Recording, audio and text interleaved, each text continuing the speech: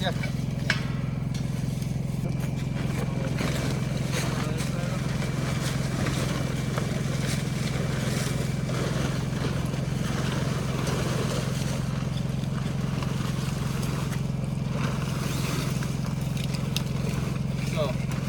So we gotta move kind of fast because we want to make sure these pallets stay as warm as possible so that the mycelium doesn't go dormant. We have one more 24-hour window before we're done growing mycelium, and we just got what we got.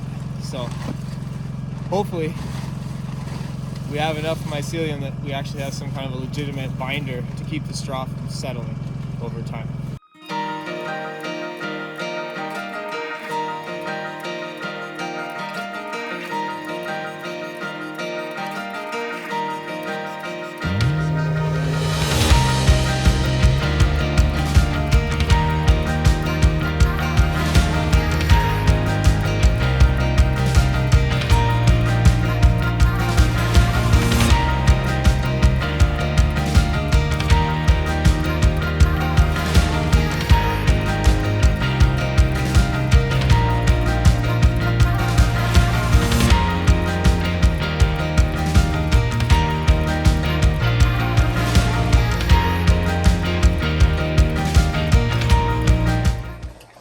So it is the second day of rifle season, and I tried yesterday. I didn't get anything. We're sitting outside in a elevated blind. This is our first time with sail on the blind with us, so this might be interesting. Well, outside the belly. Outside the womb. Last year she was in the womb. So if she stays quiet enough, we might be able to actually get something with her in here. We'll just cover up her ears. But we're having a little breakfast break here with some warm soup. I'm hoping though, last year we had shot 2 does and we had canned a ton of it, like all of it. So we're hoping to really harvest this year so we can do a ton of canning for the winter and spring and just for food for us to eat in general. So we said this week we were going to give you guys an update on the insulation for our walls, which was the mycelium that we're trying to grow with our straw inside of our pallets, which will then be put up on our wall of our home, of our second story. From the beginning, we were anticipating that it was going to be a little bit faster, that we were going to be able to actually install the walls and we'd have some more to show you guys. That was my bad. Yeah. We were a little ahead of ourselves with that, just with all the cold weather that we've been having. So we've been able to keep some good steady temperatures for the mycelium, but it's not going as fast as we thought it would. So we thought this week we'd be able to put them up on the walls and start quick drying them, but that hasn't been the case. We have to colonize them for at least another week. It could possibly be 2. We did unstack them all just a couple days ago to take a look at what we had and what exactly was going on with all of them, and we stapled some chicken wire to them. Do you have anything to say in that regard once taking them apart and seeing the progress? Mouse issues. You guys can see all these little dark spots in here. They were all packed in. This is from mice just turning this into their little home. Good news is that must mean it's some sort of a good insulator.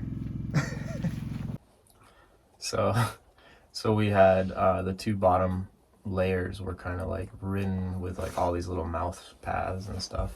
So I think what happened is they came in and they ate the grain spawn. What we're gonna do is we're gonna try to catch all those mice and lure them into some buckets and mouse traps and stuff like that to keep that to a minimum, because we don't want a high rise for mice. Another thing that we realized is the outside edges where the propane is sitting, it's really drying out that face in the pallets, so we're not getting as much of like inoculation as we are in the center of the pallet. In the ideal situation, you'd be able to do this in the summer.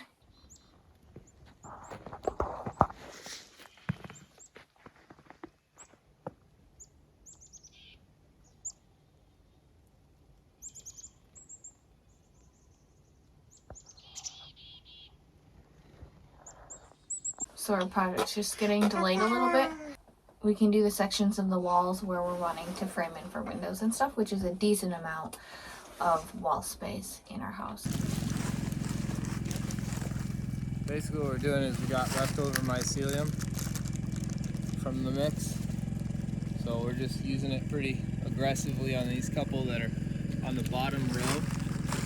It seems that they're the coldest, so it's good that we're rotating them, giving them a chance to grow.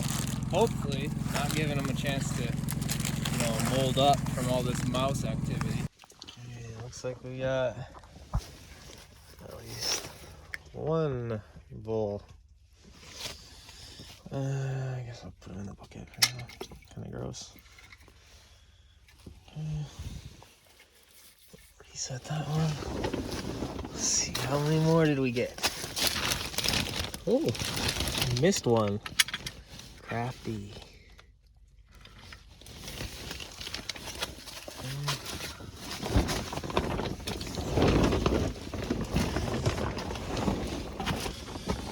Mycelium's ripping. It's good to see. Got a little bit dry back here. Okay, missed another one. Ooh. No, I didn't. I guess that one was still. Oh, there's no peanut butter on that one. Ooh, they're sneaky.